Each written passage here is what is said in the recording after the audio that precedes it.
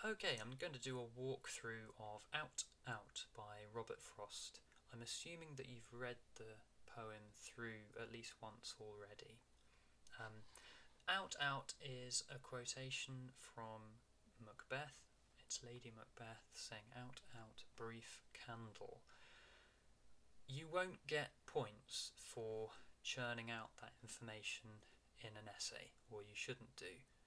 Um, you might point out that the full quotation is "out, out, brief candle," and that the candle metaphor, if applied to a human life, helps to illustrate that life is transient and easy to snuff out, and possibly insignificant, like a candle, and of course brief. Let's start with the actual poem. Um, I've pointed out here, it's a story. That's what it is. It's a story. Not all poems are stories, but this one appears to be. It starts at the beginning and it ends at the end, and it tells events that happen in between. The buzzsaw snarled and rattled in the yard. You might look at the sibilants here. We've got buzz, saw, snarled. The sibilants, and combining with the onomatopoeia that's present in snarled and rattled and buzz, in fact. Creates a disturbed atmosphere at the beginning, perhaps. Perhaps we could say the atmosphere is just a little bit disturbed, together, of course, with the personification of the buzzsaw. Buzzsaws don't actually snarl. I guess you could say that they rattle. But so those techniques, then probably not the only ones in that line, but they're creating a disturbance at the beginning and hinting at danger. The first few lines of this poem are really just setting, and that in that setting we have juxtaposed tranquility, which we haven't had much of yet, and danger, and you can see the danger there in that first line. And made dust and dropped stove-length sticks of wood. That's a slightly tricky line to explain. It's lovely, but what's the effect that it has? I've suggested that, well, the imagery there, and there is imagery, we've got dust and stove-length sticks of wood, we've got imagery, that's important to note, we've got imagery. It's rustic imagery, it's rustic, it belongs in the countryside, it's unrefined. Dust and sticks of wood, stove length. How long are these sticks of wood? Well, the length of a stove. It's quite a rough, approximate way of measuring it, and a stove, of course, is kind of a basic household item if you're in rural North America, which, as it happens, we are. So it's rustic, it's unrefined. I've written unforgiving there. This is a tough kind of environment to survive in and to make your living. So that maybe partly explains the indifference at the end of the poem to the boy's death. It adds a bit of realism to this story. It sets it in a world of people really trying to get on with their lives and survive. This isn't in a faraway world or a faraway time like Macbeth, which is quoted in the title. But it's a tricky line that is if you're trying to explain what its role is in the poem, I think. Sweet scented stuff. This is the dust and the wood, I think. It's sweet scented stuff when the breeze drew across it. So the breeze dragging across it and lifting the smell, a smell which you'll know if you've ever worked with sawing wood. It does have a kind of sweet smell when you're sawing wood. So this, I'm suggesting, it characterises this imagery, and that's what it is, it's imagery. It characterises the working community, particularly the narrator of this poem, but this community. or the voice, either the community or the voice of this poem, you could argue that it characterises both of them. They're familiar with the work, they're familiar with the idea that wood shavings and the smell of newly sawn wood is sweet. They're familiar with its nuances and details, and there's a dignity that comes with that. Because it's a basic, rudimentary activity, but that sweetness, it adds a dignity and a poetry to the scene. So we've got pathetic fallacy coming in here with this sweetness, and again, it comes back to my main point in these opening few lines that we're seeing juxtaposed tranquility and, if you will, sweetness and danger. And from there, those that lifted their eyes could count 5 mountain ranges, one behind the other. More imagery, more tranquility, more beauty. I've suggested majesty there. Overall, using setting to create mood is pathetic fallacy. Under the sunset, far into Vermont. Vermont is a state in New England. So this is New England, where Robert Frost came from. So those first few lines are setting, pathetic fallacy, but creating, juxtaposing that tranquility and danger. Moving on. And the saw snarled, rattled, snarled and rattled. So after all that, the beauty and the sweetness and the atmosphere of those few lines, the danger of the saw returned, using similar techniques to that first line, but repeated. So there's an added intensity. It's still there, and it's there with greater intensity. Snarled and rattled, snarled and rattled. As it ran light, or had to bear a load.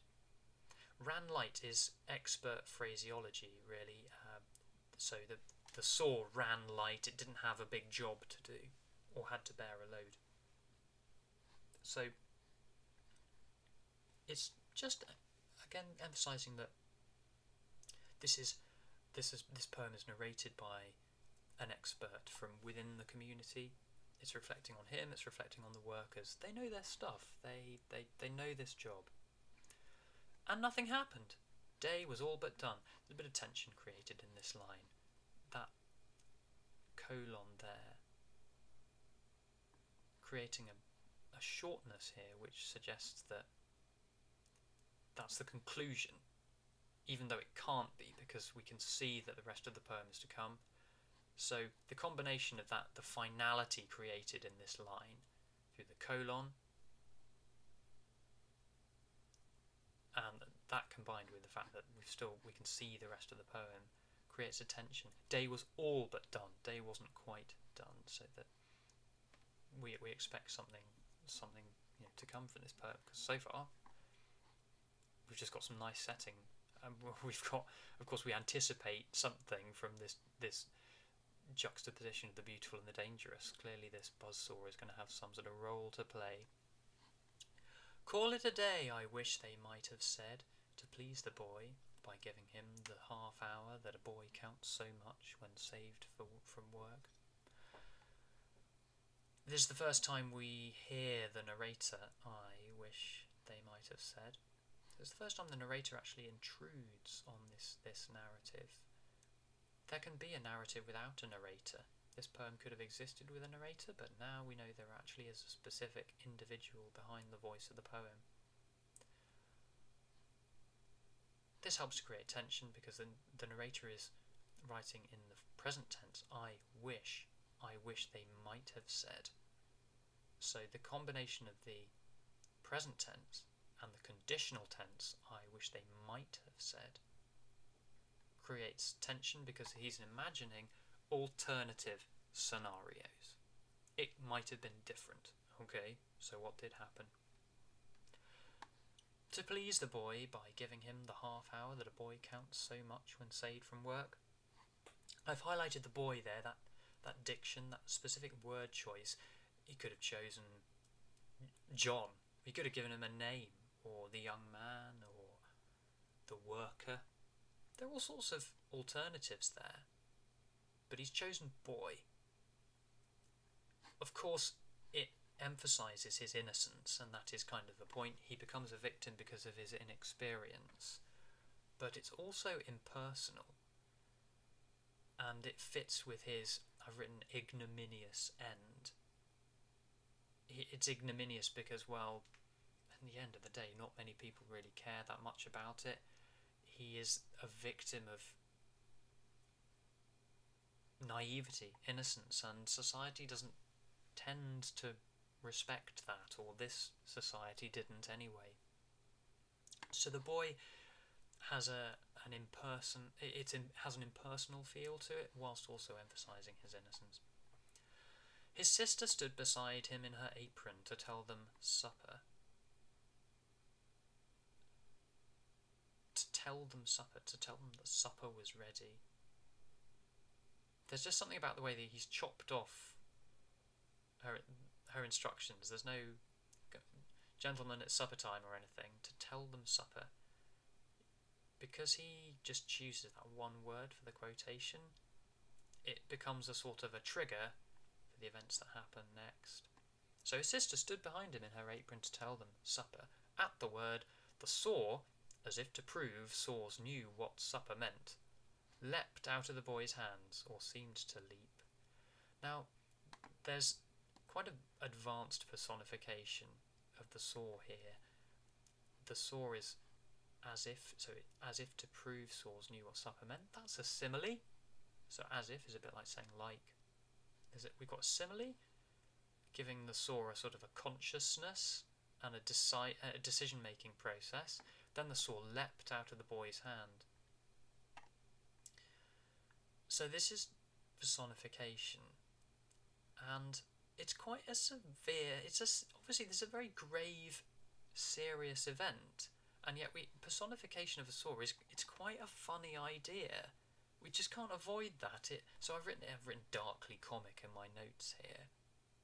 The idea of a saw that kind of thinks and then hears the word supper and leaps out because it says, supper, I'm hungry. That's cartoony. We can't help but find it a bit funny, at least I think. Even though what happens is tragic. So it leapt out at the boy's hand, or seemed to leap. So it may not be that the saw actually moved at all, like maybe that he moved his hand.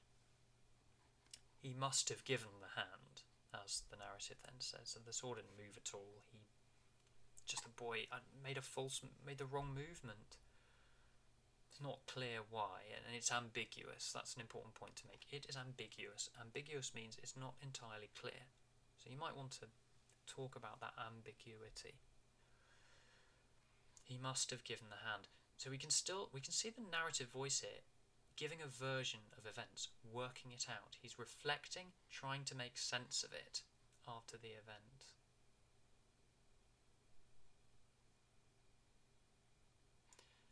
However it was, there we go, he's still trying to work it out. It's almost like a post-mortem, that he's gone to the coronary and is giving his version of events. But he's giving it with a strange kind of dignity and distance. Because what I think you should look for in what remains of the poem is how sort of calm and composed and distant this narrative of events is. However it was, neither refused the meeting. What a strange way of describing somebody's arm being sawn off by a buzzsaw, or hand being sawn off. Neither refused the meeting.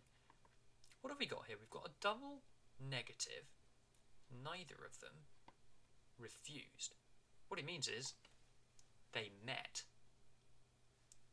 The hand and the saw met. What he's saying here is neither refused the meeting. Of course, again, it's personifying the saw, because saws can't refuse to do anything. So we've got a double negative here, which is a sort of euphemism. And then he calls it a meeting. Is that the wording that you use to describe somebody's hand being sawn off? Probably not. So that is also a euphemism, and he uses many of these from now on. But the hand, there's that exclamation there, creating an earnestness, a focus. The narrator of this poem is in the moment at this moment. He's engrossed in the story. So there's the distance in the narrative. It's not. I don't think it's that he doesn't care. I think it's one of the things that's so successful about this poem. It's the strange blend of distance and perspective from the author, with the impression that he or she does care. But the hand is focused, it's earnest, it's immersed, it's almost kind of reliving this event. The boy's first outcry was a rueful laugh. There's the boy again. His first outcry was a rueful laugh. This is an oxymoron. Rueful means regretful, laugh, well, means laugh. So we've got juxtaposition of comedy, laugh, and tragedy, rueful. It's a strange expression, a rueful laugh. Imagine a laugh full of regret and woe. That's a tricky thing to. I mean, I can imagine it, but it's unusual. It's striking. As he swung towards them, swung as a metaphor there, just suggesting out of control. It's a sudden, lurching, out of control movement. As he swung toward them, holding up the hand. Imagery. I've written absurd imagery there. Is it a bit grotesque? Holding up his own hand. I mean, what an absurd image. You don't expect to hold your hand, you expect to hold things. So there's a really kind of grim irony here, and it does sustain this darkly comic undertone. Obviously this is a tragic event, but the idea of holding your own hand is comic in a way.